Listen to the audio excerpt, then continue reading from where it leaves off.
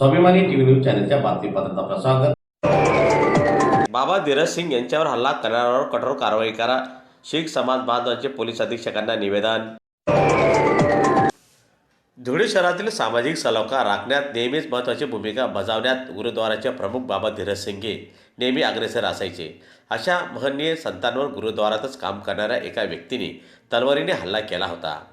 बाबांवर प्रथम धुळे शहरातील रुग्णालयात व नंतर नाशिक येथील रुग्णालयात दाखल करून त्यांच्यावर उपचार सुरू होता। दरम्यान उपचारादरम्यानच बाबा धीरज सिंग यांचे निधन झाले। या प्रकरणाची सखोल चौकशी करून संबंधित दोषी विरुद्ध कठोरात कठोर कारवाई करावी अशी मागणी धुळे येथील शीख समाज बांधव, सिंधी समाज बांधव, चिखलीकर समाज बांधव, जोहरी समाज बांधवांनी केली असून त्या संदर्भात आज रोजी धुळे जिल्हा पोलीस अधीक्षकांना निवेदन सादर करण्यात आले।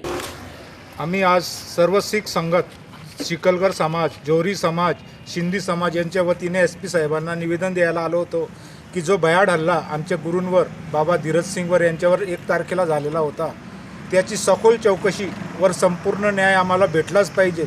त्या संदर्भात आम्ही आज SP साहेबांना हे निवेदन दिलेलं आहे आणि आम्हाला पूर्ण विश्वास आहे की प्रशासन आमची पूर्ण मागण्या पूर्ण करतील आणि जो पण दोषी याच्या मागे असतील, जे दोषी याच्या मागे असतील त्यांना बाहेर काढतील आणि त्यांना कठोर शिक्षा व्हावी यासाठी आम्ही हे निवेदन दिलं होतं आणि ते पूर्ण व्हावं यासाठी हे निवेदन दिलेलं आहे।